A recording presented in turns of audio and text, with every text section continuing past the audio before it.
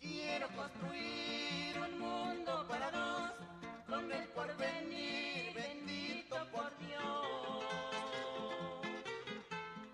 Voy a conseguir todo lo mejor para darte a ti la dicha del amor. Ven, ven, mi vida, ven, no te opongas más al destino. Ven, ven, mi vida, ven, de los dos será el nuevo camino. Hoy.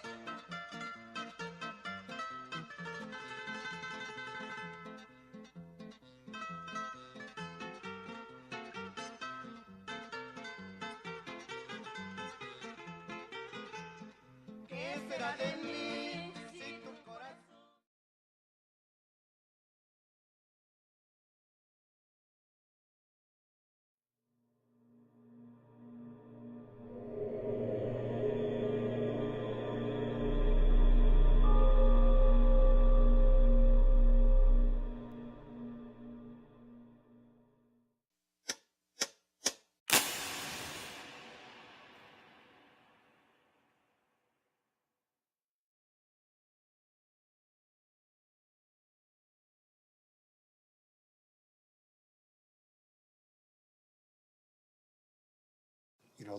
Los climatólogos alrededor del mundo dicen que nuestros niveles de emisión de gases no son perjudiciales.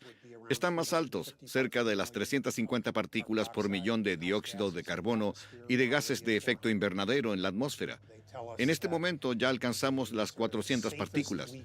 Ellos nos dicen que en cuanto a temperatura, la más alta que podríamos tener sin desarrollar implicancias terribles como la sequía, la hambruna, los conflictos humanos y la extinción de las especies, sería un aumento cercano a los 2 grados Celsius. Nos acercamos rápidamente a ese nivel. Y sumado a todo el dióxido de carbono que ya se encuentra en la atmósfera, probablemente lo excedamos. Por lo tanto, nos encontramos frente a la siguiente mayor extinción de especies del planeta desde que desaparecieron los dinosaurios. Cuando los países queden sumergidos en el agua por el aumento del nivel del mar, cuando países enteros tengan problemas para alimentar a su población por las sequías y necesiten desesperadamente emigrar hacia otro país o invadirlo, pues entonces en el futuro tendremos guerras a causa del clima. ¿Qué hay del ganado y la ganadería? ¿A qué te refieres?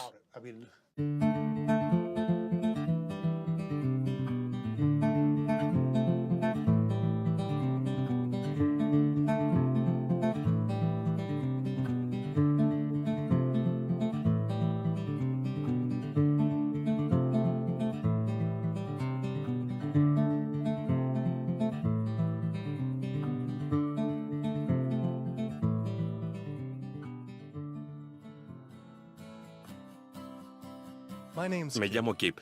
Este soy yo. Tuve la típica niñez de un estadounidense. Mi mamá era profesora y mi papá era militar, y tengo una hermana.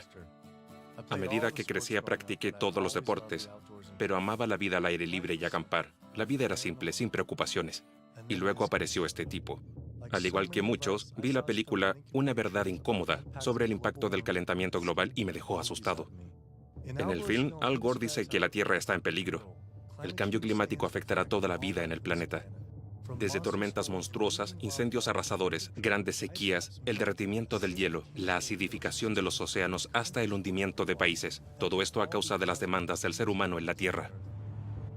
Quería hacer todo lo posible por ayudar. Decidí en ese momento que cambiaría mi estilo de vida y haría lo posible por encontrar una forma de que todos viviéramos en un equilibrio sustentable con el planeta por siempre. Comencé a hacer todo lo que Al nos dijo. Me transformé en un OCM, un obsesivo compulsivo del medio ambiente. Separaba la basura y reciclaba. Usaba abono, cambié todas las bombillas, tomaba duchas cortas, cortaba el agua mientras me cepillaba los dientes y apagaba las luces cuando salía de una habitación. Incluso comencé a usar mi bicicleta para transportarme. Pero los años pasaron y las cosas empeoraron. Y comencé a cuestionarme, con la continua crisis ecológica que sufre el planeta, incluso si todos nosotros adoptáramos los hábitos de conservación, ¿sería suficiente para salvar el mundo? Al parecer había algo más en la historia. Yo pensaba que hacía todo lo que había en mi poder para salvar al planeta, pero de pronto, el comentario de un amigo lo cambió todo. El comentario me llevó a un informe en línea publicado por la ONU, que decía que el cultivo ganadero produce más gases de efecto invernadero que las emisiones del sector de transporte por sí solo. Esto significa que la industria de carne y lácteos produce más gases de efecto invernadero que todos los autos, camiones, trenes, barcos y aviones combinados. Las vacas y otros animales domésticos producen una cantidad de metano sustancial en su proceso digestivo. El gas metano del ganado es 86 veces más nocivo que el dióxido de carbono de los vehículos. Aquí estoy montando mi bicicleta intentando reducir las emisiones, pero al parecer el cambio climático es más que solo combustibles fósiles. Comencé a investigar y la ONU, junto con otras entidades, reportaron que el ganado no solo es el actor principal del calentamiento global, sino que también es la causa principal del consumo de los recursos y de la degradación medioambiental que destruye al planeta. ¿Cómo es posible que no supiera de esto? Pensé que esta información aparecería por toda la comunidad medioambiental. Busqué las organizaciones más grandes de la nación, 350.org, Greenpeace, Sierra Club, Climate Reality, Rainforest Action, Amazon Watch, y me impactó ver que ellos no decían nada sobre la agricultura animal. ¿Qué estaba pasando? ¿Por qué esta información no estaba en primera plana? Parece que el principal objetivo de estos grupos es el gas natural y la producción de petróleo, siendo la fracturación el problema actual más polémico debido al uso del agua y la contaminación. La fracturación hidráulica para el gas natural usa una gran cantidad de agua. Una alarmante cifra de 100.000 millones de galones se usan cada año en los Estados Unidos. Pero cuando lo comparo con la cifra usada en el sector ganadero, solo en los Estados Unidos se usan 34.000 millones de galones de agua. Y resulta que las emisiones de metano de ambas industrias son casi las mismas. Aquí en California, un estado que vive en la sequía y con cortes de agua, el uso de este recurso es una gran preocupación. El uso promedio de un californiano es de 1.500 galones de agua en un día. La mitad de esa cifra está relacionada con el consumo de productos lácteos y de carne. Estos productos usan mucha agua, en parte debido a que los animales necesitan alimento que requiere de mucha agua en su producción. Entonces, todo lo que come el animal es considerado parte de la huella virtual de agua que deja ese producto en específico. Supe que una hamburguesa de 113 gramos necesita más de 660 galones de agua en su producción. Yo me he estado duchando rápido para intentar ahorrar agua y me entero de que una sola hamburguesa equivale a 2 meses completos de duchas. Le prestamos demasiada atención a disminuir el uso de agua en casa, pero su uso doméstico solo representa el 5% del consumo de agua en los Estados Unidos, comparado con el 55% del sector ganadero, que necesita más de 2.500 galones para producir medio kilo de carne. Busqué el sitio del Departamento de Recursos Hídricos y la campaña de Ahorre Nuestra Agua, en el cual describen cambios para ahorrar el agua, como usar estanques eficientes para el baño, arreglar las cañerías con filtraciones, cambiar los rociadores para el césped, pero no aparece nada sobre el sector ganadero. Cuando sumé las recomendaciones del gobierno, ahorraba 47 galones al día, pero esto no se acerca a los 660 galones de agua que se usan en una sola hamburguesa. Quería saber si podía hablar con alguien del gobierno sobre esto. Solo llamo para saber si podríamos coordinar una entrevista. Sí, me parece bien. ¿Qué te parece si lo dejamos para esta tarde o mañana en la tarde? Mañana en la tarde está bien. En el área medioambiental urbana se pueden hacer muchas cosas. Dentro de la casa podemos instalar regaderas de bajo flujo, al igual que en los lavaplatos, baños y electrodomésticos más eficientes. Todas estas cosas son útiles para ahorrar, pero las pérdidas de agua más grandes ocurren en el exterior. Debemos ser conscientes de la forma en que usamos el agua. Debemos hacerlo con la máxima eficiencia, proteger la calidad y ser buenos representantes del medio ambiente, porque dependemos del agua. Los rociadores deben estar en buen estado. El mayor desperdicio de agua se produce por las filtraciones que hay en el patio. Debemos concentrarnos en eso, porque así ahorraremos mucho. El sector ganadero apareció mucho en mi búsqueda.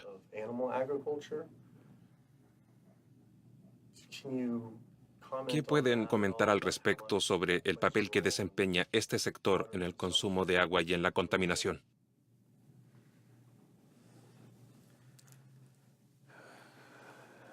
No podría decirlo. La verdad es que esa no es mi área. Un estudio menciona que en la producción de 500 gramos de carne se usan 2.500 galones de agua. Sí. Sí. Para los huevos se utilizan 477 galones de agua y para el queso 900 galones de agua. Yo me pregunto, ¿por qué no está en el programa de ahorro? Es como si fuera a la casa de mi vecino y tuviera una cañería que gotea y gotea, y de pronto lo notas. Él tiene una enorme manguera abierta a toda capacidad, hasta que 660 galones de agua son lanzados a la calle, inundando el sector por completo. Creo que le diría, oye, cierra eso, por favor. Para mí hacer esto es algo muy importante, y creo que realmente nos ayudaría. Si ese fuera el caso. A mí no me cabe duda que la huella hídrica de la crianza de animales es la más grande en comparación con otras actividades. Tal vez sería mucho más útil si, en lugar de esperar a la sequía, nos preocupáramos ahora de hablar con el encargado de Ahorre Nuestra Agua y le dijéramos, ¿por qué no empezamos a promover un menor consumo de carne entre la gente, ya que tenemos estos estudios? No creo que eso sea posible. ¿Por qué? No creo que eso sea posible. ¿Por qué? Porque el gobierno está establecido de una forma. Eso es muy interesante. ¿Por qué lo dices?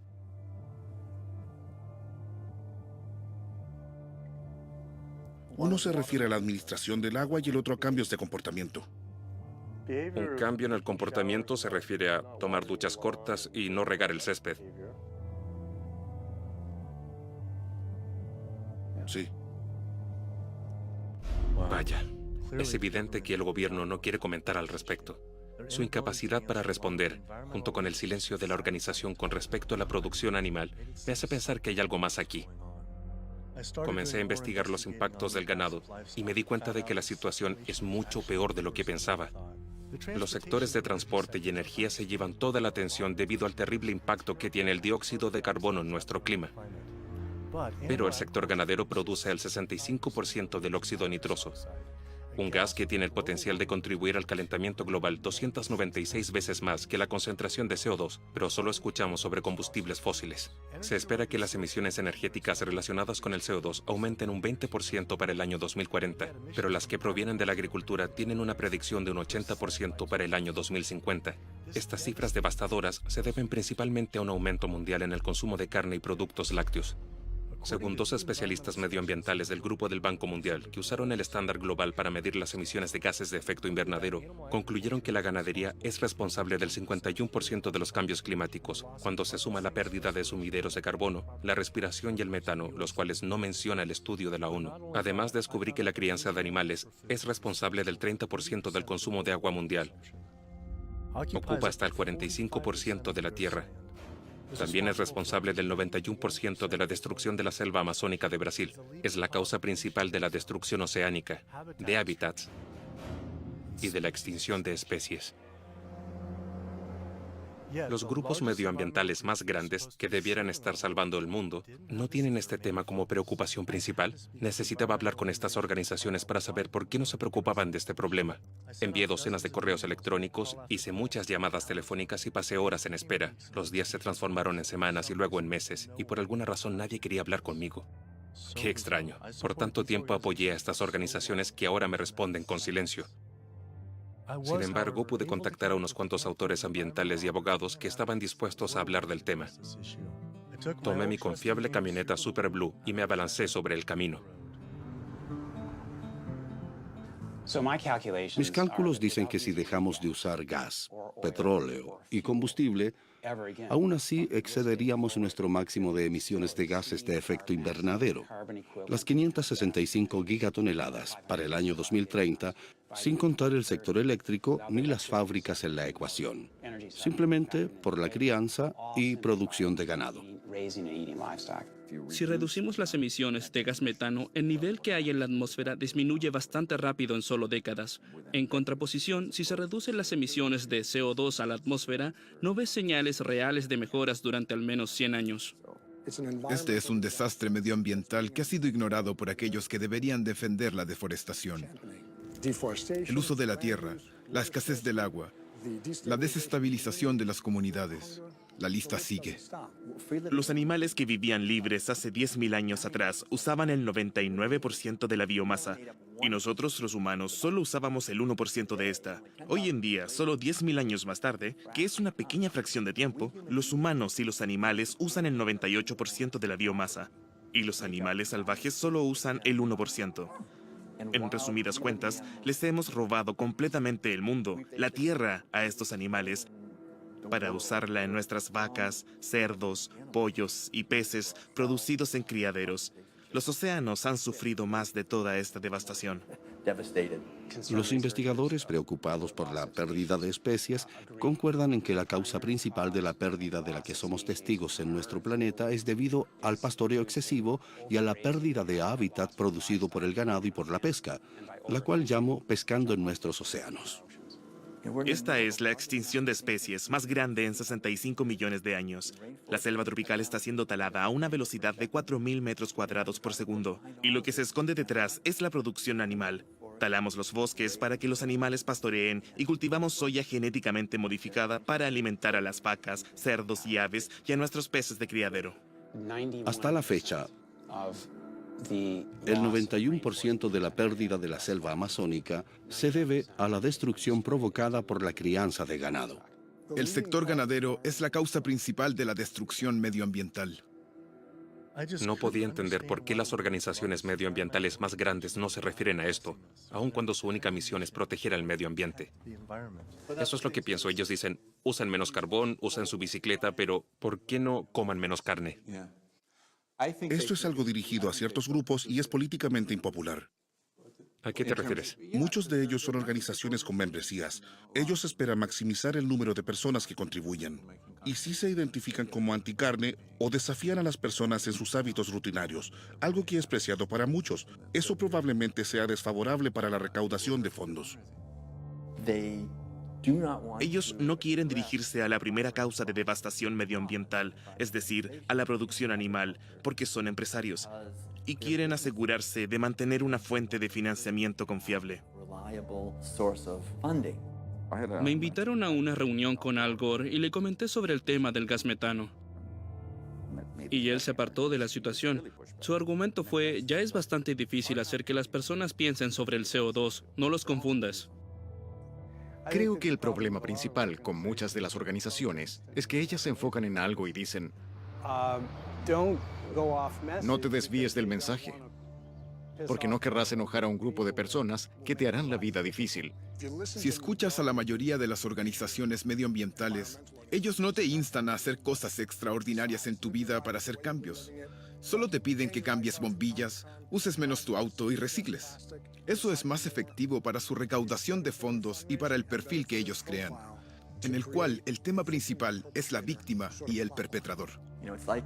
Esto es parecido a cuando tenemos una familia disfuncional donde el padre es alcohólico y ese es el único problema que no se toca. Todos saben que es la causa principal que arrasa con las relaciones familiares, pero nadie quiere hablar al respecto. ¿Cómo es posible que las organizaciones no lo sepan? Este problema está frente a sus ojos. Es inconfundible. Aún así, estas personas no tienen la capacidad de mostrarle al público general que el cambio climático es causado por el ser humano, pero debido a la producción animal. Lo que está matando al planeta realmente es la crianza y matanza animal para la alimentación. Se acabó. No más correos electrónicos ni llamadas telefónicas. Si quiero obtener respuestas, debo ir personalmente a las oficinas centrales de las organizaciones. Hola, ¿cómo te va? Hola, bien. Estamos haciendo un documental ¿Sí? sobre sustentabilidad y cómo la producción animal afecta a todo esto. Queríamos saber si es posible hablar con David Barr. ¿David Barr? Sí. ¿Tienen una reunión programada con él? Hemos intentado contactarlo por casi 2 meses y no hemos recibido respuestas, así que pensábamos Bien. intentarlo directamente con ustedes. No hay problema. Necesito que me den algo de información. Ellos enviaron a su relacionadora pública, quien se negó a ser grabada y nos pidió que apagáramos la cámara de video, pero nos prometió que alguien del Departamento de Cambios Climáticos hablaría con nosotros. La siguiente visita fue a Sierra Club.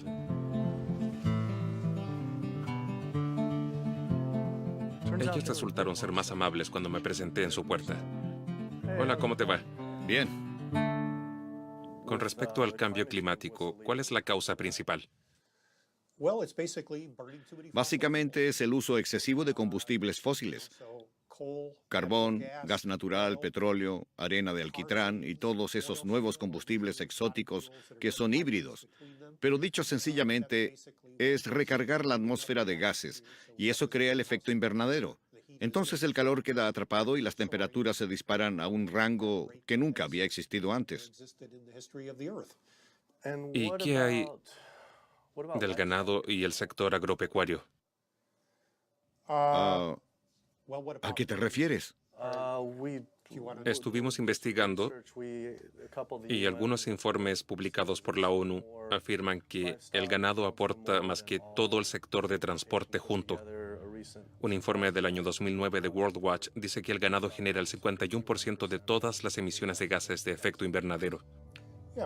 Es un tema importante y también necesitamos incluirlo. Pero además, hay muchas fuentes potenciales de emisión de carbono y metano. Si la causa principal del cambio climático es la ganadería y el consumo de carne, ¿acaso esa causa no debería ser la primera preocupación o la segunda?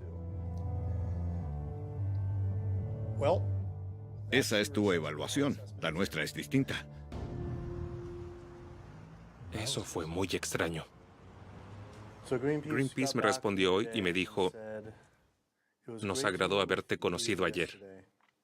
Hablé con varias personas sobre tu preocupación aquí en Greenpeace, pero me temo que no podremos ayudarte esta vez. Gracias por contactarnos y te deseamos suerte. Esa respuesta me recordó de la estadística que dice que cada segundo se producen 52.600 kilos de heces de animales de granja, solo en los Estados Unidos. Eso es suficiente desecho para cubrir cada metro cuadrado de San Francisco, Nueva York, Tokio, París, Nueva Delhi, Berlín, Hong Kong, Londres, Río de Janeiro, Delaware, Bali, Costa Rica y Dinamarca. Las operaciones ganaderas en la Tierra han creado más de 500 zonas muertas inundadas por nitrógeno a lo largo de nuestros océanos, lo que comprende más de 250.000 kilómetros cuadrados de tierras carentes de vida. Así que cualquier discusión significativa sobre el estado de nuestros océanos debe comenzar con una conversación franca sobre la producción ganadera en la Tierra, algo que no sucede en nuestros grupos de conservación. Oceana es la organización más grande del mundo y la más influyente, y ellos no tienen este tema como parte central de sus discusiones.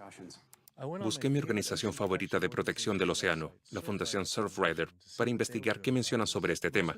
Lo principal eran campañas sobre las bolsas de plástico y la basura, pero nada sobre la ganadería. ¿Cuál es el principal agente contaminante de las aguas costeras? Son muchos.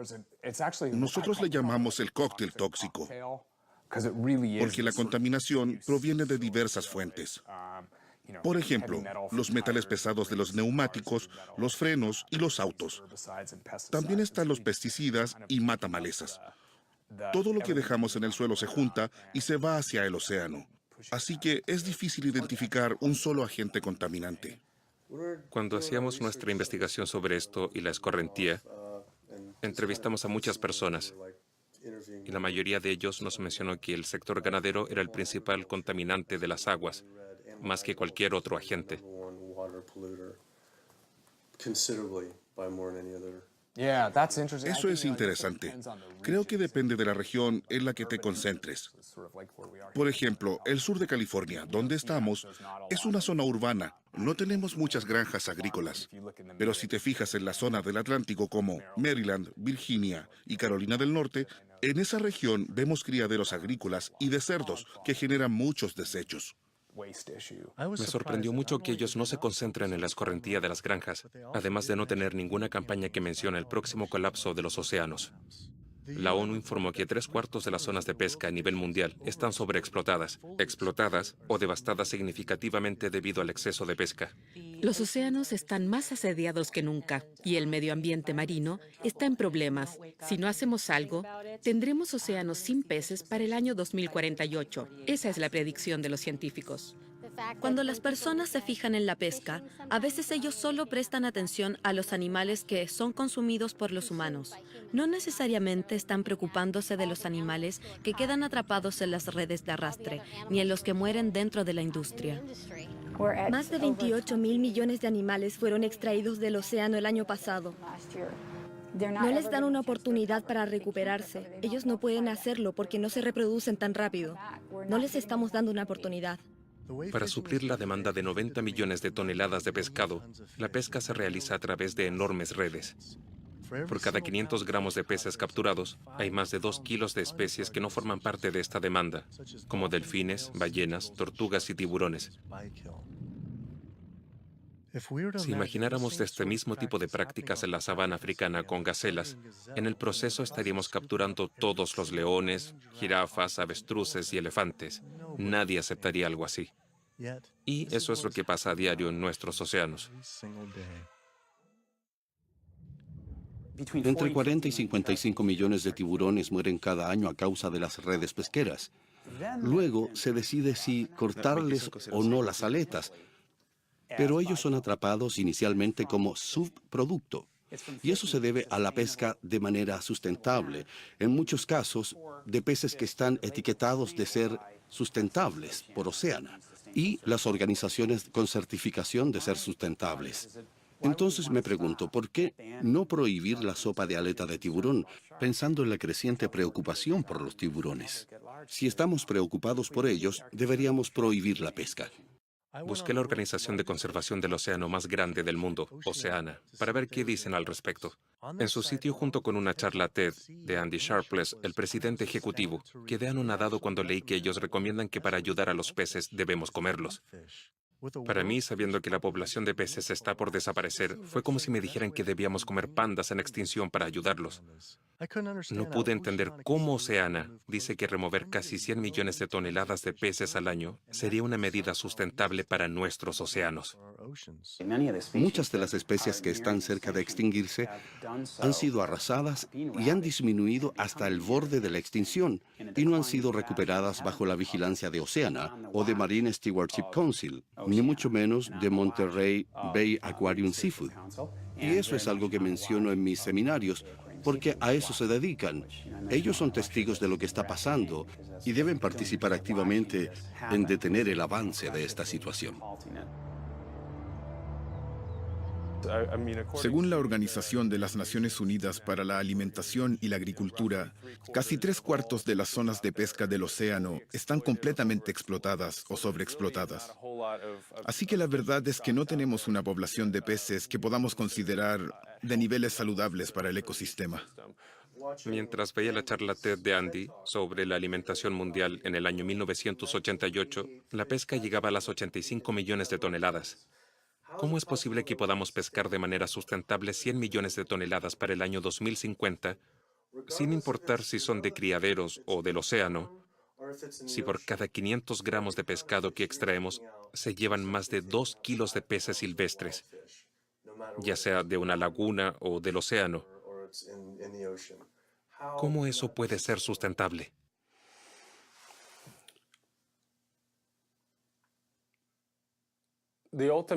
Esa es la gran pregunta. Hay una enorme cantidad de producción que ocurre todo el tiempo en el océano.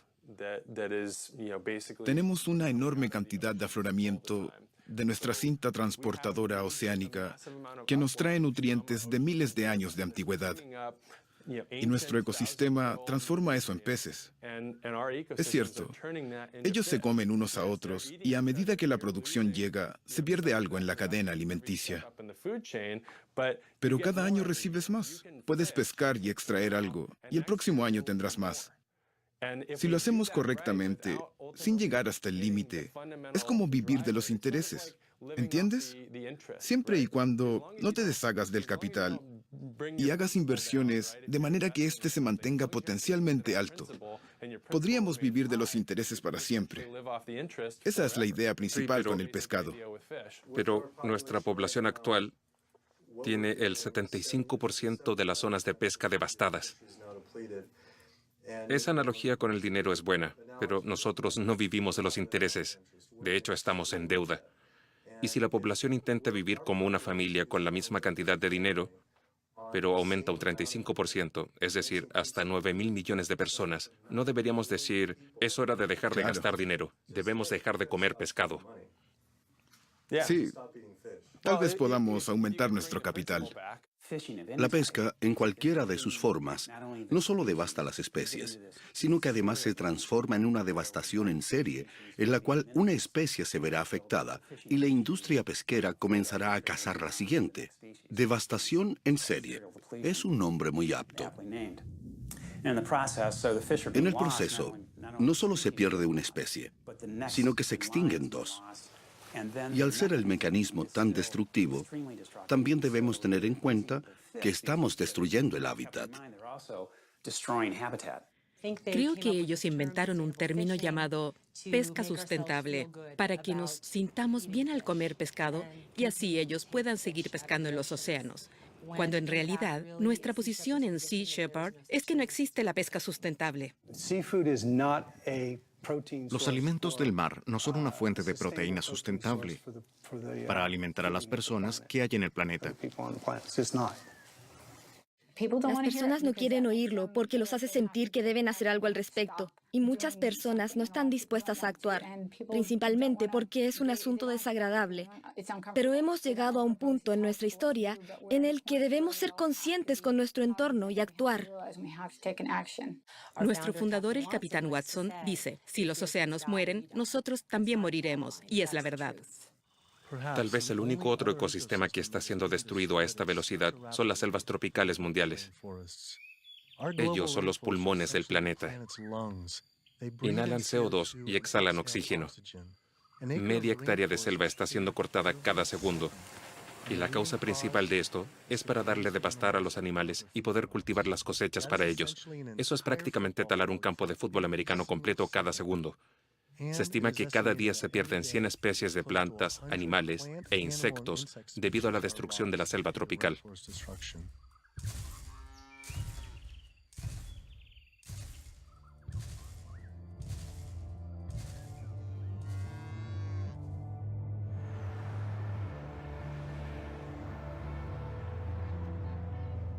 ¿Cuál es la causa principal que está destruyendo la selva tropical?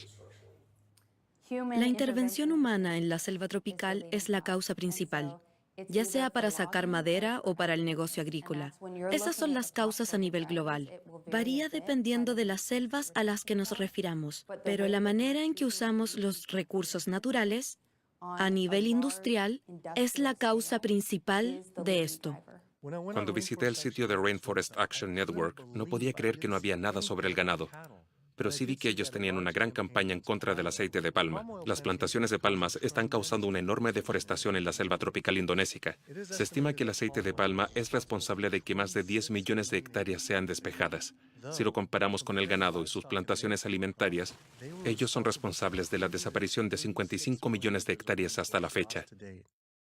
Pero el ganado no estaba incluido como uno de sus 4 problemas principales. Ellos se preocupan del aceite de palma, el papel y la pulpa, el carbón y las arenas bituminosas. ¿Cómo es posible que no sepan de la causa principal de la destrucción de la selva? Me pregunto por qué se preocupan de los combustibles fósiles y no del ganado. ¿Contaminan más los combustibles fósiles o la ganadería? No sé por qué habríamos de elegir entre uno u otro. Solo me pregunto cuál es el que contamina más. No podría señalarlo con exactitud. ¿Acaso la directora ejecutiva de uno de los grupos de protección de la selva tropical más grande del mundo no sabe lo que pasa? O aún peor, lo están escondiendo a propósito. Y de ser así, ¿por qué? Inmediatamente busqué el sitio de Amazon Watch para ver si ellos podrían decirme cuál es la verdadera razón de la destrucción de la selva tropical. El lugar más diverso biológica y culturalmente del planeta está bajo un ataque masivo en estos momentos. La selva tropical amazónica podría extinguirse los próximos 10 años. ¿Cuál es la causa principal de la destrucción de la selva tropical? La causa principal de la destrucción de la selva tropical, para hablar del contexto en el que trabaja Amazon Watch, hablamos de muchos causantes de deforestación, como le llamamos nosotros. Pero la causa principal de todo esto, y la que más se sabe, es debido a los megaproyectos petroleros y las tuberías gigantes conductoras de gas, también los proyectos mineros y de enormes represas. Sentí que daba vueltas en círculos con estos grupos. Parecía atrapado en una conspiración bovina de la dimensión desconocida, en la cual nadie habla sobre el ganado. Me parece increíble que estas organizaciones no puedan hablar sobre la verdadera causa de la destrucción de la selva tropical. Necesitaba preguntarle otra vez. Es difícil decir con exactitud cuál es la causa de la deforestación del Amazonas, porque todo es destructivo: el petróleo, el gas, la minería, las represas, la agricultura. Pero en términos de usos de la tierra, que se destruye, si tú me preguntas, ¿qué hace que se talen los árboles? Yo te digo, definitivamente es debido a la agricultura. Al menos en la selva amazónica, el agronegocio es una de las causas más grandes. La producción de forraje para ganado y la producción de soya en particular. Esto es lo que pasa realmente. ¿Por qué crees que nadie en Greenpeace ni el resto de los grupos está diciendo la verdadera historia? ¿Te refieres a la historia Sí, de la exacto. verdadera causa de la deforestación? Creo que has mencionado puntos muy valiosos sobre por qué nadie está haciendo algo por esto. Pues creo que particularmente en Brasil, cuando te fijas en lo que pasó después de que aprobaron el Código Forestal, la gente que se enfrentó a los lobistas y a la industria ganadera y la agroindustria en específico, muchos de los detractores acabaron muertos. Por ejemplo, pensemos en José Carlos y en Claudio. Ellos fueron algunos de los que se expusieron en contra de la actividad ganadera, asegurando que eso destruía el Amazonas. También está Dorothy Stang, la monja que vivió en Para y fue asesinada.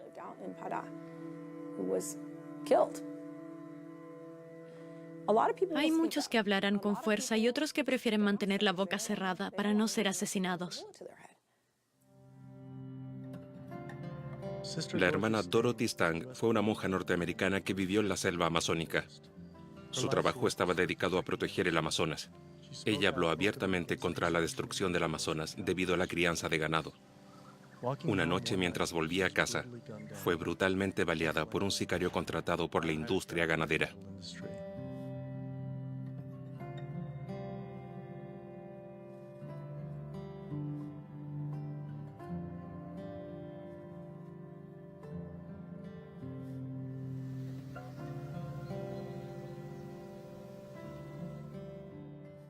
Luego de que Greenpeace se negara en un principio, decidí volver a escribirles para que me reconsideraran.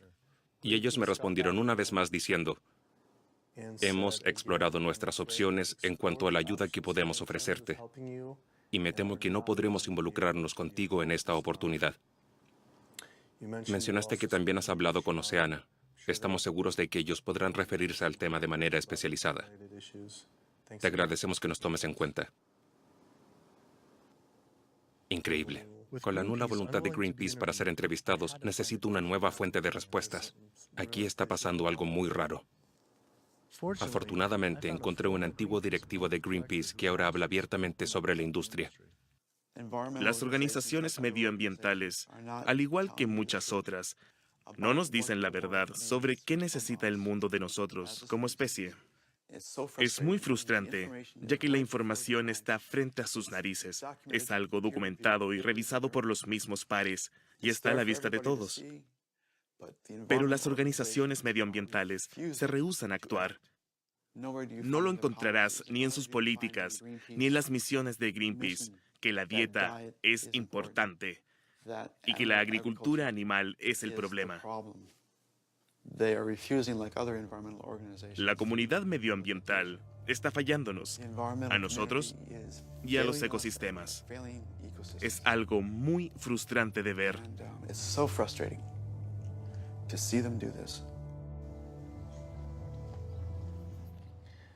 CDRN, la mejor defensa de la tierra. Bien, al menos ellos hacen mención del sector ganadero.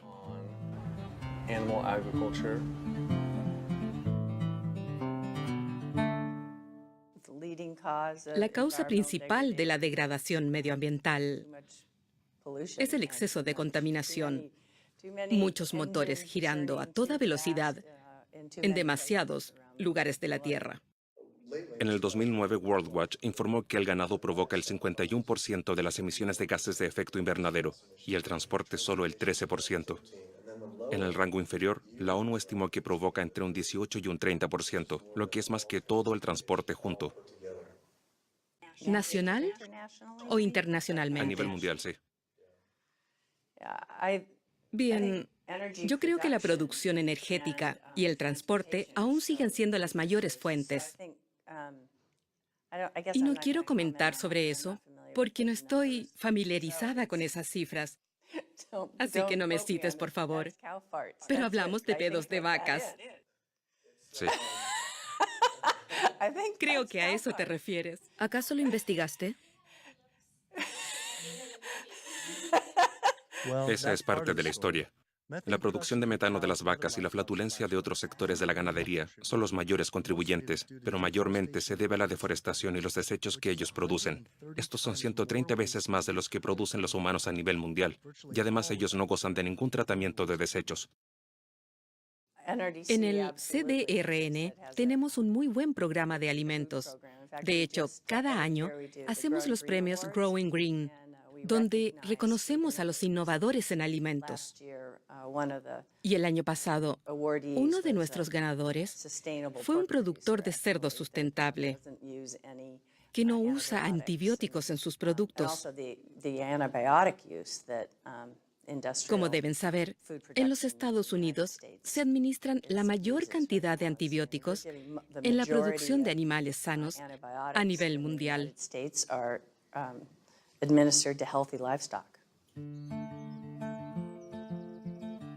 Quise visitar una de estas granjas sustentables y encontré la granja Markegard dedicada a la carne en la hermosa costa californiana.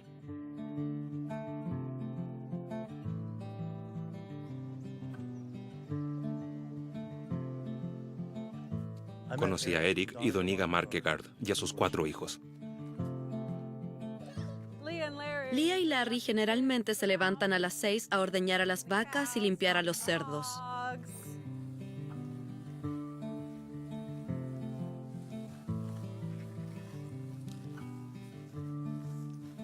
En total, pastamos en cerca de 1.800 hectáreas.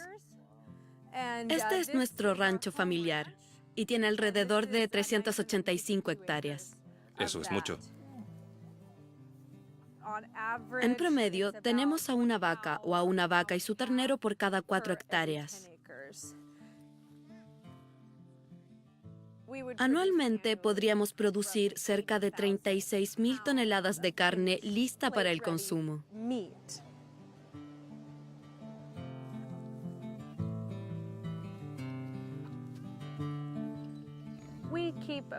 Tenemos cerca de 10 cerdos en un área de 20 hectáreas y los movemos por alrededor de los prados. Algunas personas creen que los cerdos son sucios y asquerosos, pero a mí me gustan mucho. Ellos conocen a las personas y pueden ser amigos de ellos. Ellos pueden ser tus mejores amigos o como una hermana. Ellos te reconocen a ti y tú a ellos. Pero yo no debería crear lazos con los cerdos, aunque necesitamos buena carne. Pero no puedo encariñarme con ellos. ¿Por qué no debes encariñarte con ellos? Porque se transformarán en tocino. Estos cerdos tienen alrededor de 7 meses. ¿Solo 7? Los más grandes están listos para el matadero y los más pequeños se quedarán probablemente otro par de meses. Yo amo a los animales y es por esa razón que estoy en el negocio de la carne. Esto es algo que la sociedad necesita ver. Un trozo de carne empaquetado proviene de un animal vivo. Una criatura que vive y respira. La verdad es que es difícil. Pero como Doniga lo dijo antes, lo hacemos porque lo amamos. Con respecto al uso de la tierra, en el área industrial, lo más bajo es media o 1 hectárea por vaca, hasta, dependiendo de las condiciones del medio ambiente, 14 hectáreas. Sí, nosotros tenemos un rancho en Dakota del Sur de 20 hectáreas. Sí, casi 20 hectáreas. ¿Y por qué? Porque fue trabajada y ya no le queda nitrógeno. Abusamos de ella, pero también es algo estacional. ¿Cierto?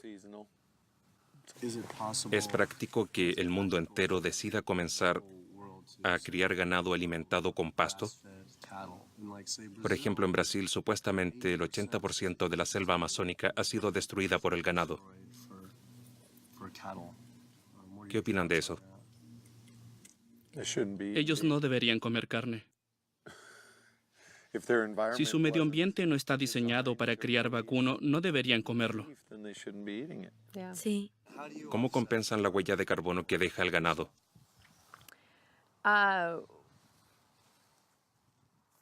Nosotros no creemos que el ganado tenga huella de carbono. Me fui del lugar algo confundido. Y con respecto a la huella de carbono del ganado alimentado con pasto, eso pareciera tener sentido hasta que sumé el uso de tierra y la población. Según el modelo de los Markegar para criar animales, se necesitarían 1.800 hectáreas para producir 36.000 kilos de carne. Un norteamericano promedio come cerca de 95 kilos de carne al año. Si el ganado solo se alimentara de pasto, se alimentarían a 382 personas de esa tierra. Eso equivale a casi 5 hectáreas que multiplicadas por 314 millones de estadounidenses nos da un total de 1.500 millones de hectáreas para pastar, pero solo hay cerca de 780 millones de hectáreas en los 48 estados. Actualmente, casi la mitad de la tierra de los Estados Unidos se destina a la agricultura animal. Si alimentáramos el ganado solo con pasto, necesitaríamos despejar cada metro cuadrado de los Estados Unidos, junto con Canadá, toda América Central y parte de América del Sur. Y esto sería solo para suplir la demanda de carne de los Estados Unidos. Esa cifra ni siquiera considera los metros de tierra que no son aptos para el ganado. Tendríamos que cubrir todas las montañas con pasto, despejar bosques antiguos y parques nacionales solo para alimentar ganado. Demoler cada ciudad para poder hacerles espacio a las vacas. Al igual que Brasil, los Estados Unidos no pueden cubrir la demanda de carne.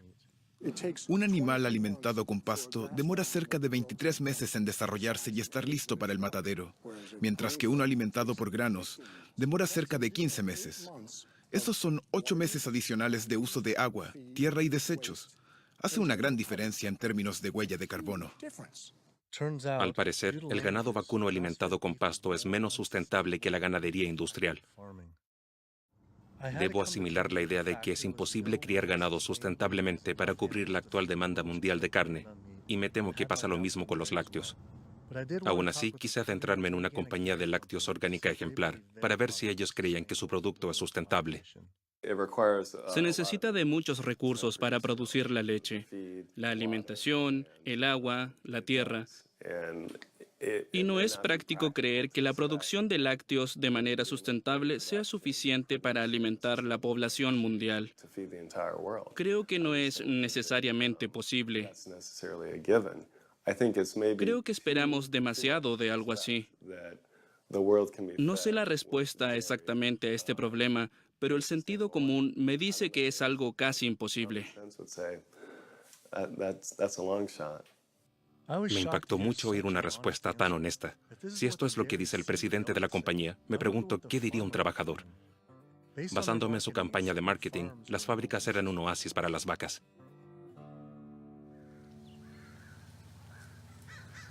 No era lo que esperaba.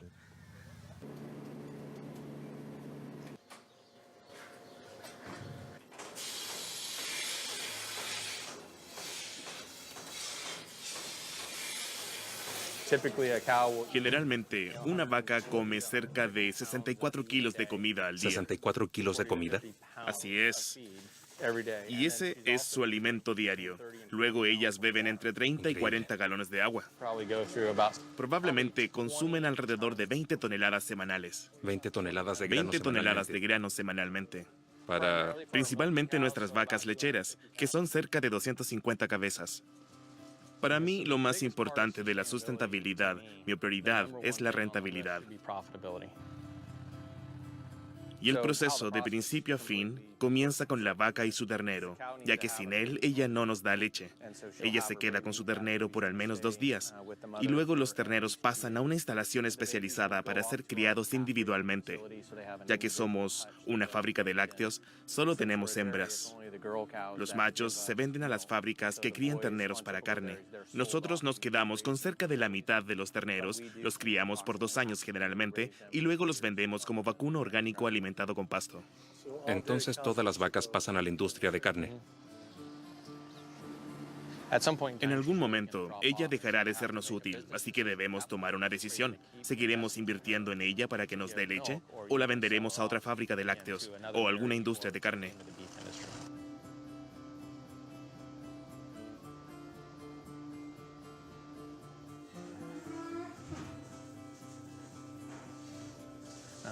Hay muy pocos lugares en este planeta que tengan este tipo de medio ambiente, pero la demanda de proteína a base de lácteos a nivel mundial aumentará.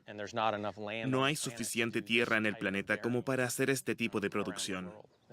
El medio ambiente no funciona de esa forma. No hay suficiente terreno.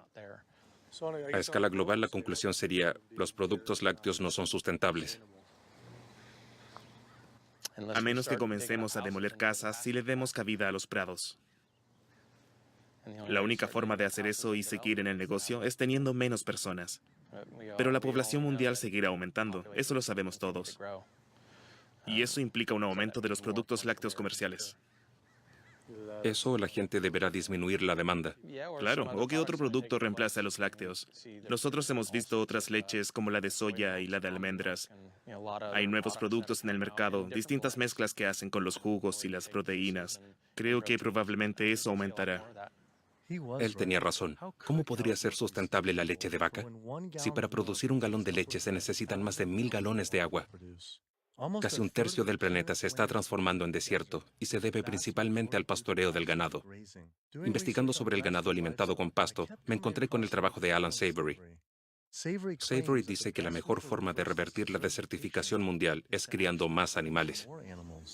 Esto me recordó a Oceana, que decía que para salvar a los peces hay que comer más pescado. Este es el mismo hombre que en los años 50, al trabajar como oficial de investigaciones para el Departamento de Caza de lo que actualmente es Zimbabue, creó la teoría de que los elefantes estaban causando la desertificación. Y su solución fue la siguiente: convencer al gobierno de matar 40.000 elefantes.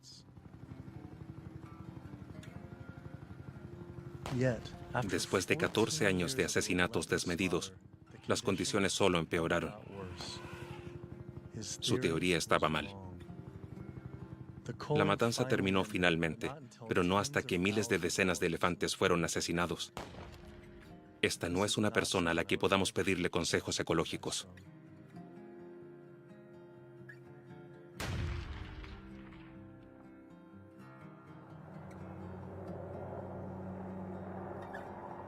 Al parecer, la industria ganadera tiene el mismo efecto en la vida salvaje de Estados Unidos.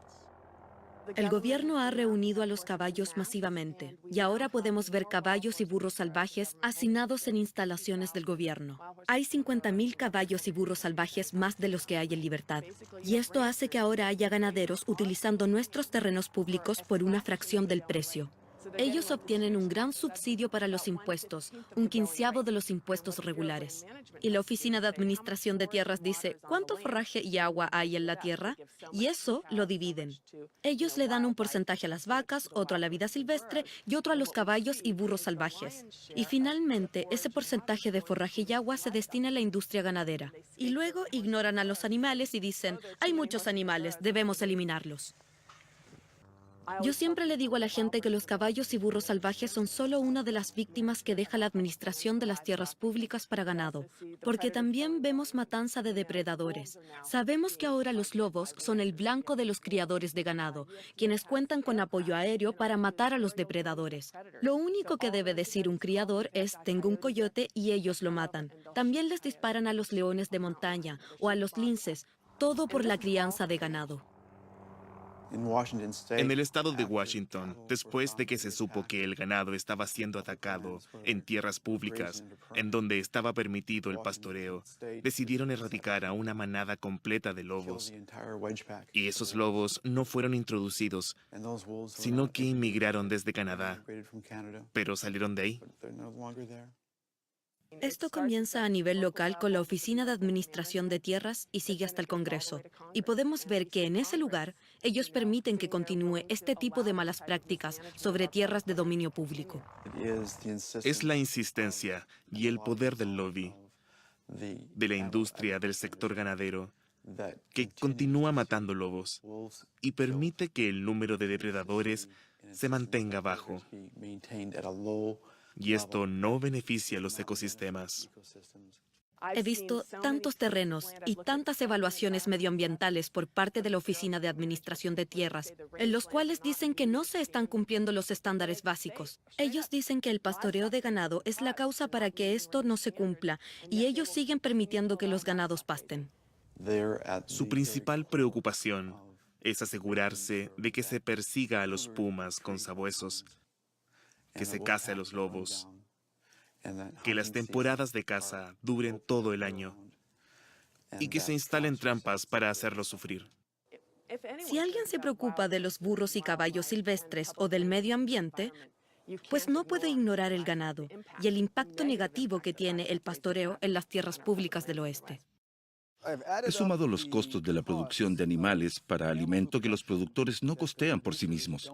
Estos son los costos ocultos o los costos externos que ellos les imponen a la sociedad. Esos costos están, por ejemplo, en la salud, los daños medioambientales, los subsidios, los daños a las zonas pesqueras e incluso la crueldad.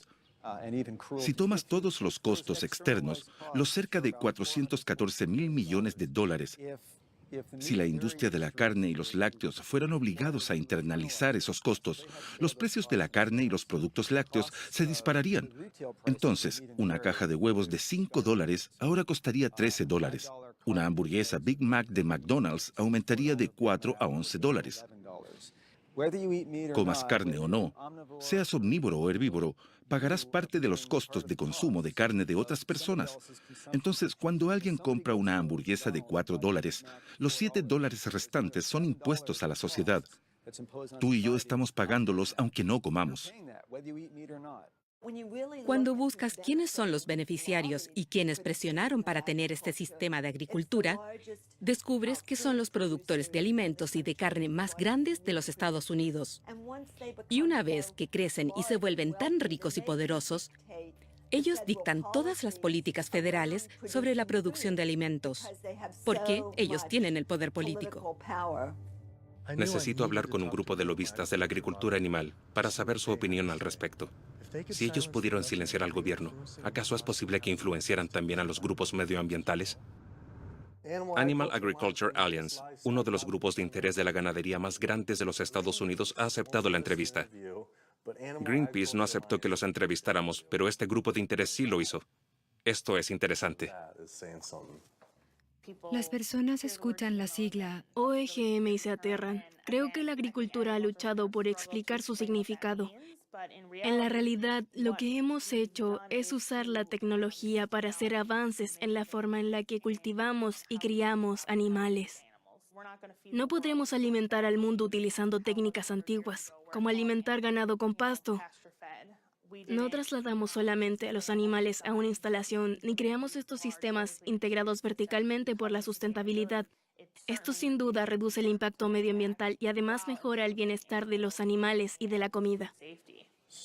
¿Estás diciendo entonces que a los animales, que a los pollos y a las vacas les gusta estar encerrados, al igual que estar en libertad pastando? En muchos casos, esto ha mejorado significativamente su bienestar, gracias a los cuidados individuales que reciben los animales. ¿La industria de la carne y los productos lácteos apoya o hace donaciones a grupos medioambientales? No sé si quiero comentar algo al respecto. No. Está bien. No lo sé. No sé si sabríamos a quién se le dona y a quién no.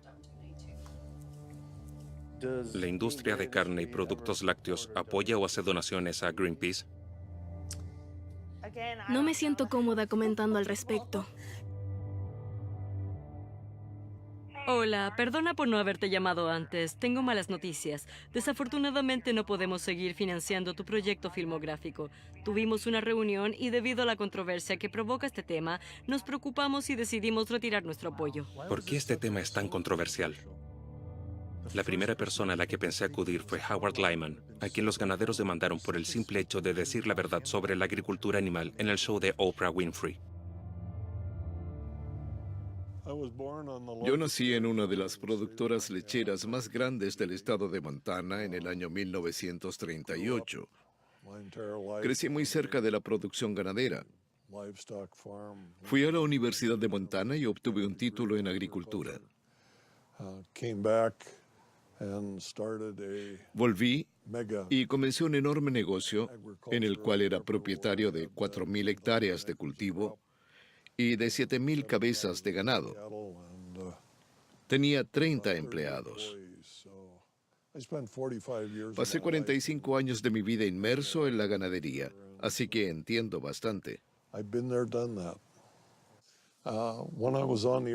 Cuando fui al show de Oprah teníamos una ley de menosprecio a los alimentos. Hoy en día creo que esa ley era inconstitucional. Pero dictaba lo siguiente: era ilegal decir algo que sabías que no era verdad sobre un producto básico perecible.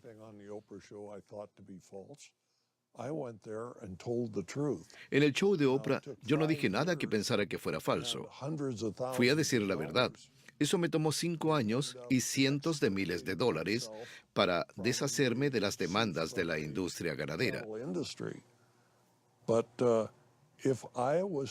Pero si tuviese que ir hoy al show de Oprah a decir lo mismo que dije en ese entonces, sería culpable. Y para mí, cuando hablaban de la ley de alimentos, ¿se trataba de decir la verdad o no?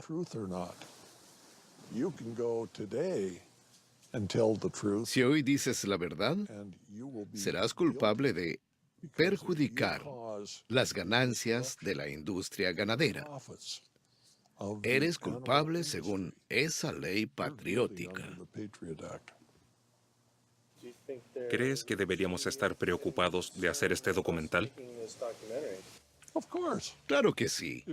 Si no te das cuenta en este momento que tienes tu cabeza bajo la guillotina, entonces deberías considerar arrojar tu cámara de video a la basura. La industria ganadera es una de las industrias más poderosas del planeta. Creo que la mayoría de las personas en este país está al tanto de la influencia del dinero y de la industria en la política. Es algo que se puede apreciar libremente, especialmente con esta industria. Las personas se quedarían impactadas al enterarse de que los derechos de los animales y los activistas medioambientales son la amenaza principal, según el FBI. ¿Y por qué es así? Esa es una pregunta difícil de responder. ¿Por qué estos grupos son la prioridad del FBI? Creo que en gran parte se debe a que estos movimientos sociales amenazan directamente a las ganancias de las corporaciones. Cuando intentamos averiguar cómo las granjas industriales contaminan el medio ambiente, ellos intentan poner restricciones a la información, ya sea porque es asunto de seguridad nacional o por problemas con la marca.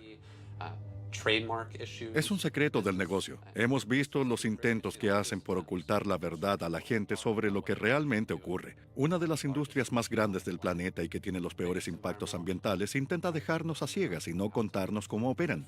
A través de la ley de la libertad de información hemos obtenido documentos que nos muestran que todas mis actividades han sido monitoreadas. Mis seminarios, mis entrevistas y todo.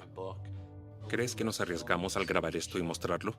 Te estás enfrentando a personas que tienen enormes recursos legales. Es impresionante la cantidad de dinero que tienen a su disposición y tú no tienes nada. Creo que ese miedo es parte de la táctica de evasión que poseen. Will tenía razón. Yo estaba asustado. Cuando supe de los activistas asesinados en Brasil me perturbó, aunque era algo lejano. Pero cuando me enteré de los activistas estadounidenses siendo acosados por la industria y el FBI y que luego retiraron mis fondos para el documental, me preocupé porque la amenaza estaba cerca. ¿Por eso es que nadie quiere hablar del tema? Decidí tomar medidas de precaución con las cintas que he grabado.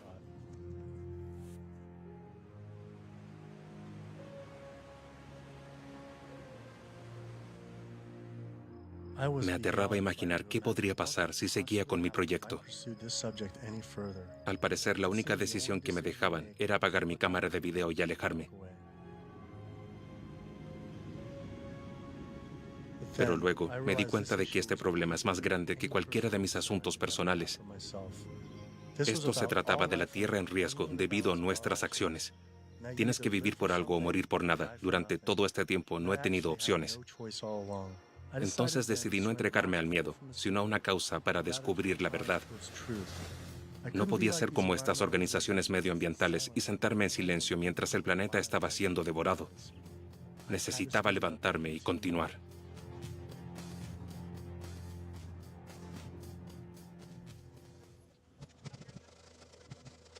Algunas personas dicen que el problema no se debe al sector agropecuario, sino a la sobrepoblación humana. En el año 1812, en el planeta había 1.000 millones de personas. En el año 1912 eran 1.5 mil millones de personas. 100 años más tarde la población llegó a 7.000 millones de humanos. Este número ha generado mucha atención. Pero más impresionante son los 70.000 millones de animales domésticos que existen para la crianza a nivel mundial. La población humana bebe 5.2 mil millones de galones de agua cada día y come 9.5 mil millones de kilos de comida. Pero solo los 1.500 millones de vacas beben 45 mil millones de galones de agua y comen 61 mil millones de kilos de comida al día. Esto no se trata solamente de un problema de población humana, es un problema de humanos que se comen la población animal. Las organizaciones medioambientales que no se refieren a este problema son como las organizaciones de salud que intentan detener el cáncer pulmonar sin referirse a los que fuman cigarrillos. Pero en lugar del humo, es la comida la que afecta al planeta. Tenemos cerca de 1.000 millones de personas famélicas cada día. A nivel mundial, el 50% de los granos que cultivamos son alimento para animales. Ellos comen grandes cantidades de granos. Aquí en los Estados Unidos, dependiendo del grano, nos acercamos al 90% de la soya que producimos. El 82% de los niños famélicos del mundo viven en países en que la comida se usa para alimentar animales del sistema ganadero, los que luego son llevados al matadero para alimentar países desarrollados como los Estados Unidos, Inglaterra y Europa. El hecho es que podríamos alimentar a todos los humanos del planeta adecuadamente si solo tomáramos la comida que le damos a los animales y la convirtiéramos en comida para humanos. ¿Alguien que justifica los OGM? Eso es como darle un vaso con agua a alguien que se está ahogando. Podríamos producir en promedio 15 veces más proteínas basadas en fuentes vegetales que en carne en cualquiera de las superficies de la Tierra existente, ya sea en un área muy fértil o en un área del mundo completamente devastada.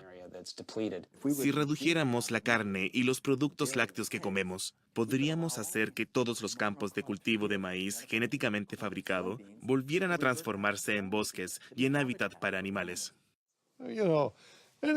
Cada vez que alguien te dice que no se puede cultivar comida para humanos en la tierra en que cultivan alimento para los animales, esa persona se está burlando del principal cultivo de California. La verdad es que si puedes cultivar maíz para alimentar a un animal, de seguro que puedes cultivar maíz para alimentar a un humano. Tú alientas a la gente para que coma menos carne debido a los enormes recursos que se necesitan y el daño al medio ambiente. Y a los animales. Los animales también. Y a los trabajadores del sistema, el cual es brutal. Se espera que la población mundial alcance casi 9.000 millones de personas. ¿Crees que algún día tengamos que dejar de comer carne para siempre? No creo que dejemos de hacerlo por completo, pero sí pienso que disminuirá el consumo de carne. No hay forma de sustentar el consumo diario de una persona de 250 gramos de carne, que es lo que comen los estadounidenses. Si los chinos decidieran consumir esa cantidad, y así lo han decidido, pues no podemos producir esa cantidad de granos a nivel mundial para generar tanta carne. Creo que una dieta en base a plantas sería más sustentable. ¿Cuál sería tu recomendación para aquellos 9.000 millones de personas que pueden comer carne no como algo sustentable, pero para que sea posible? ¿100 gramos? ¿50? ¿De carne? Claro, incluyendo los productos lácteos. No creo que sea lo suficiente, pero yo diría que deben ser 60 gramos a la semana. No recomendaría la cantidad que comemos ahora. Somos devoradores de carne, comemos demasiada. ¿Y eso incluye el queso? 60 gramos en total. Sí, claro, el queso y la leche. 60 gramos a la semana. 60 gramos de carne y lácteos a la semana parece muy poco. Probablemente las personas podrían criar sus comidas en sus huertos domésticos. Esa sería una buena solución. Tengo 42 patos. Comencé con 3 patos hace 3 años. Y luego aumentaron en cantidad. Compro un saco de semillas de 34 kilos y dura aproximadamente 2 semanas. Los patos que sacrificaré próximamente tienen cerca de 2 años. Cuando vives con ellos, ellos se acostumbran a ti y no te ven como una amenaza. Se comunican conmigo de manera muy natural. Tranquilos. Calma, tranquilos. Bien. Nos quedaremos contigo. Ron, estos dos van primero. En cuanto a inteligencia, comparados con un pollo, creo que es lo mismo.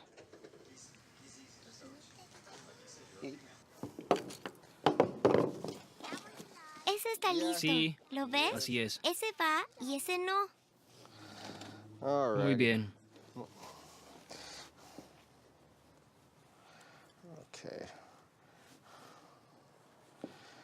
Así debes hacerlo.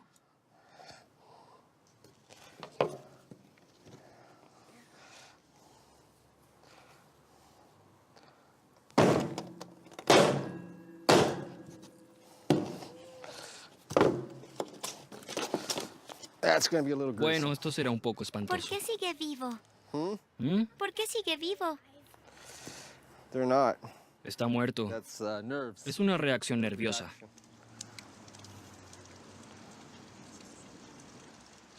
Creo que cuando tenía 5 años, mi padre me hizo ver cómo mataba a conejos por primera vez. Probablemente teníamos un par de docenas de conejos cada año. Luego los tomábamos y les quitábamos la piel. Los limpiábamos y los comíamos. No quiero decir que era difícil, pero mi memoria de niño era extraña. Porque a algunos de los conejos les tenía nombre, entonces dudaba. Pero después de varias veces, aprendes que simplemente es algo que tienes que hacer.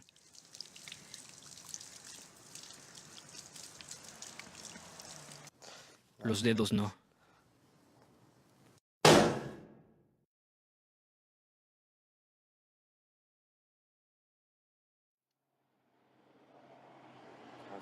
No puedo hacerlo. Creo que no podría soportar que alguien más lo hiciera por mí.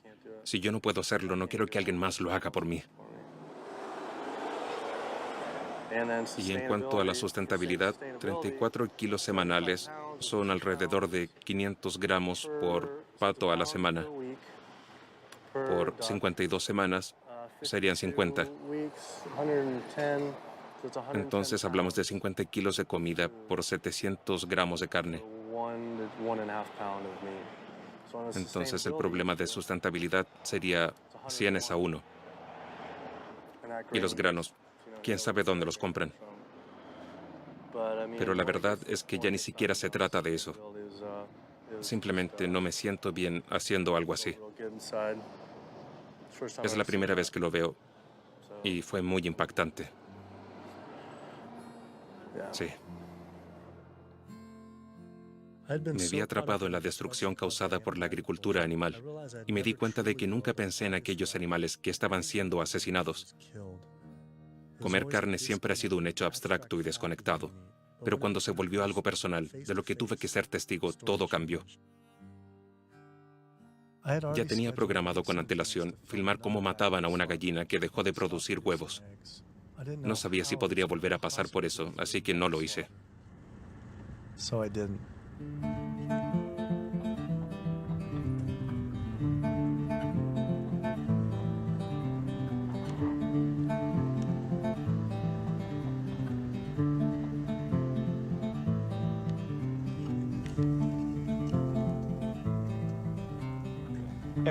Animal Place es un santuario animal en el norte de California cuyo objetivo es rescatar animales de la industria agropecuaria. Muchas personas no se dan cuenta que los pollos criados para producir carne como este que ven aquí atrás son sacrificados a los 42 días, mientras que las gallinas criadas para producir huevos son sacrificadas cuando disminuye su productividad y empiezan a poner menos huevos. Y eso ocurre generalmente entre los 18 meses y los 20 meses. No importa si compras huevos de jaulas o de gallinas felices o de granjas abiertas. Hola, Carol. Nada de eso importa. Resulta que hay un movimiento exitoso de productores de comida alternativa animal, aquí en California, fundada por nombres importantes como Bill Gates o Biz Stone. Cuando imaginas a esas gallinas que ponen huevos comiendo soya y maíz, tienen una proporción de conversión de energía de 38:1, mientras que como alternativa están las plantas. Puedes cultivar plantas y convertirlas en comida, y la proporción de conversión de energía para las plantas que usamos para reemplazar los huevos es de 2:1 comparado con la proporción de 38:1 para los huevos.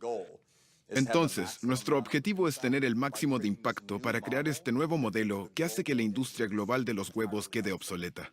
Con los productos Omega estamos probando que podemos hacer comida con un mejor sabor y mejor para nosotros. Estas solo ocupan 1/20 de los terrenos y recursos que ocupan las plantas de lácteos.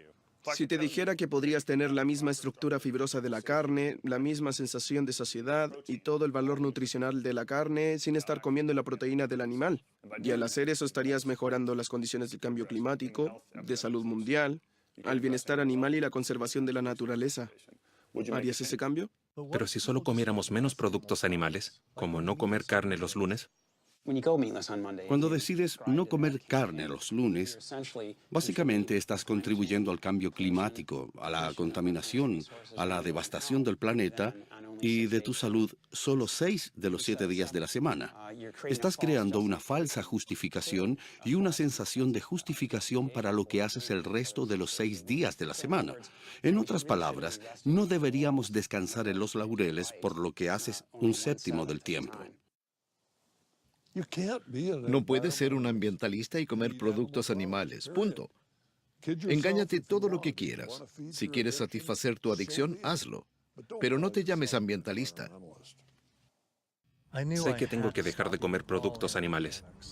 Quiero ayudar a que el planeta sea sustentable, pero para eso necesito ser sustentable yo mismo. Tengo dudas sobre mi salud si no como productos animales. Solo conozco la dieta estadounidense con la que crecí. ¿Es posible ser un vegetariano o un vegano saludable? ¿Es posible ser un vegetariano o un vegano saludable? Veamos, yo soy vegano hace 32 años. Corro varios kilómetros diarios, paseo en bicicleta por el campo y trabajo largas horas. Me siento fantástico. Es muy agradable despertar en este cuerpo delgado y liviano. Muchos de mis amigos veganos y pacientes llevan una buena vida desde su transición. Incluso tengo madres veganas que tuvieron un embarazo saludable y sus hijos nacieron saludables y ahora son grandes e inteligentes adultos veganos. Así que sí, sin duda existen todos los nutrientes para hacer la transición, eso es correcto. ¿Crees que la gente debería consumir productos lácteos? No, la verdad es que no. Cuando lo piensas, el propósito de la leche de vaca... Yo crecí en una lechería en Wisconsin. El propósito es convertir a un ternero de 30 kilos en una vaca de 200 kilos lo más rápido posible. La leche de vaca es el fluido de crecimiento del ternero. De eso se trata. Todo lo que hay en ese líquido blanco, las hormonas, las grasas, la proteína, todos esos nutrientes están ahí para que el ternero se transforme en una gran vaca. Y aunque lo uses para hidratar tu cereal, o para tu yogur, o para hacer queso, siempre estarás comiendo fluido de crecimiento para terneros. Y las mujeres lo comen y eso estimula sus tejidos y les salen tumores en los pechos. Sus úteros crecen y luego necesitan mamografías e histerectomías y a los hombres les salen pechos. Esto se debe a que la leche de vaca son las secreciones de la lactancia de un gran mamífero bovino que acaba de tener un bebé. Es para terneros solamente. Entonces yo les pido a mis pacientes que se miren al espejo y busquen sus orejas y su cola. Y como no los encuentran, yo les digo, ahí no hay nada que una persona necesite. Fue un alivio escuchar que no necesito comer productos animales para ser saludable. Aún así, pienso que necesitamos estiércol animal para los cultivos orgánicos. Y me encontré con un gran movimiento de gente que cultiva alimentos sin ningún tipo de recurso animal. Visité el campo urbano Earthworks en Detroit, una comunidad que trabaja en la producción de alimentos a bajo costo. Tenemos una tendencia de olvidar que cohabitamos en los terrenos de la tierra con otras criaturas. Creo que sería bueno que aprendiéramos a compartir. Aquí está ya, él trabaja en su jardín. Te sorprendería lo que puedes hacer con lo que parece ser poco espacio. Cerca de 1 metro por 2,5 metros. ¿Cuál es tu meta este año? ¿Cuánto crees que obtendrás de todo esto? Intentaré sacar al menos 45 por lo menos. 45 kilos, es impresionante. Al año siguiente, después de que esto fue construido, pudimos doblar nuestra producción a 6.300 kilos de comida. 6.300 kilos de comida. Sí. ¿En cuántas hectáreas? En cerca de 1 hectárea.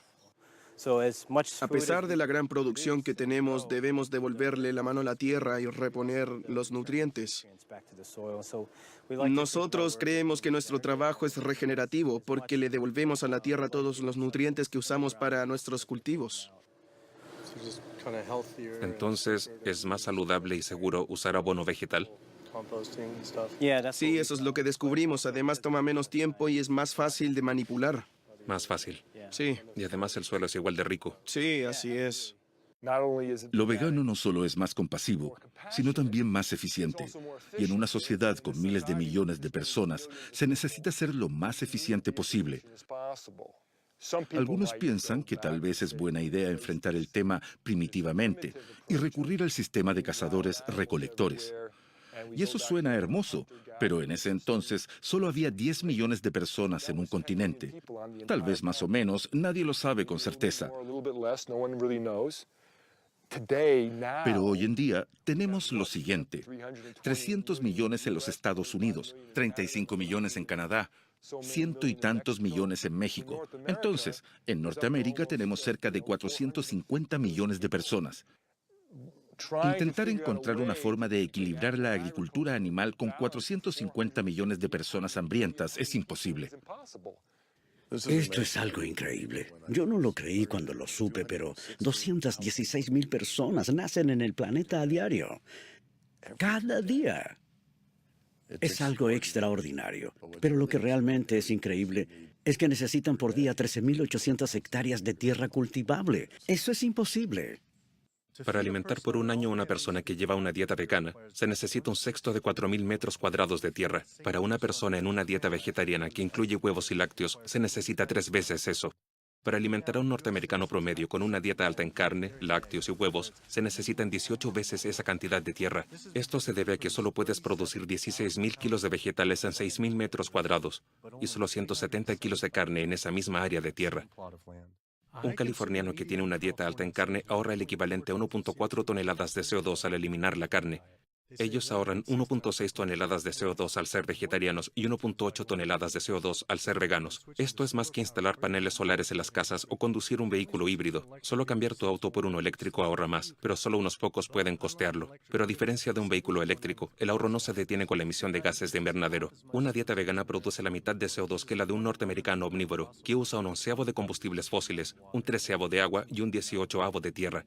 Después de sumar todo esto, me di cuenta de que tengo la opción diaria de ahorrar 1.100 galones de agua, 20 kilos de granos, 2.7 metros cuadrados de bosque, el equivalente a 4.5 kilos de CO2 y la vida de un animal.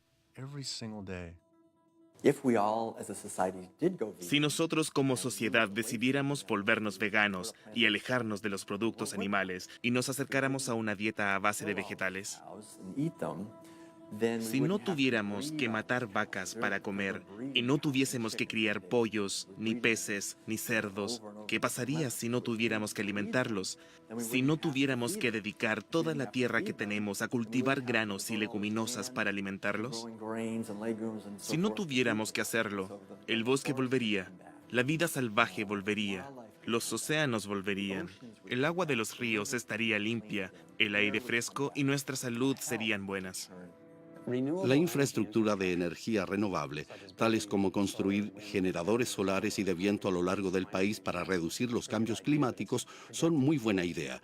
Pero se proyecta que demore al menos 20 años más y se invierta al menos 18 millones de dólares. Otra solución al cambio climático es que pudiéramos dejar de comer carne. Y con eso podríamos ahorrarnos todo lo que dije anteriormente. Algunos dicen, arreglemos el problema del CO2 y luego nos preocupamos del metano. Eso es incorrecto. En realidad, si lo hacemos al revés, tendríamos mejores resultados. Inconfundiblemente, la acción más poderosa que uno puede tomar a favor del medio ambiente, ningún otro estilo de vida ha tenido un impacto igual de positivo y duradero en el planeta y en la vida que la elección de dejar de consumir animales y vivir un estilo de vida vegano. ¿Crees que no podríamos resolver este problema en un suspiro? Pues te diré algo. Lo único que necesitamos es que los ambientalistas vivan según lo que profesan. Y solo así pondremos al mundo en un nuevo cauce. No tendremos éxito a menos que detengamos la agricultura animal. Y al éxito me refiero a que no podremos rescatar los ecosistemas apropiadamente. No podremos alimentar al planeta. No podremos detener el calentamiento global y no podremos tampoco detener la contaminación ni la escorrentía, producto de la alimentación de ganado, y menos podremos detener la caza de lobos.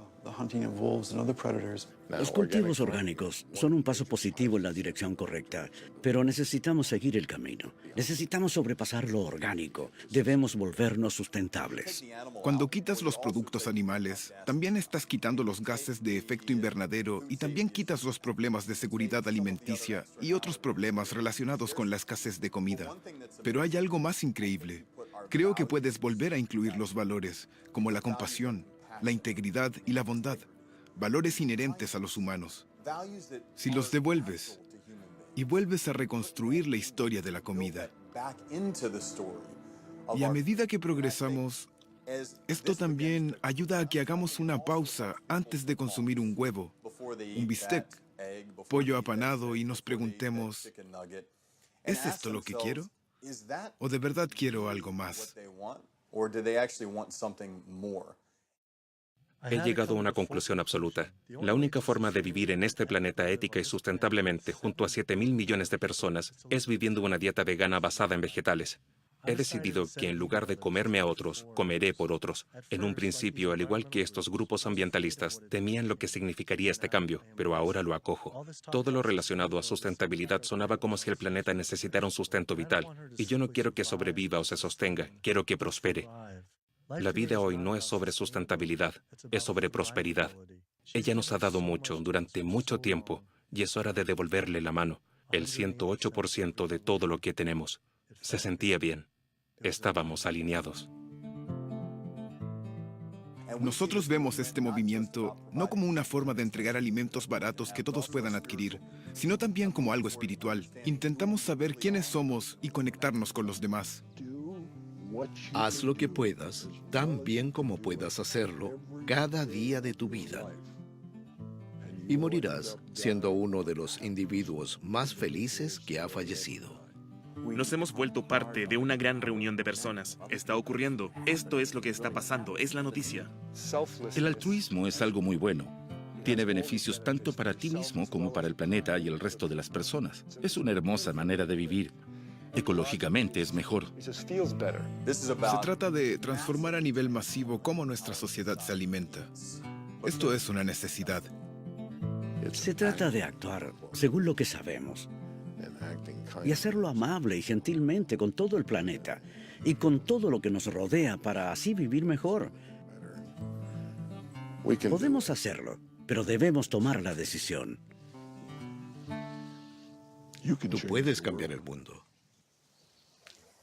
Tú debes cambiar el mundo.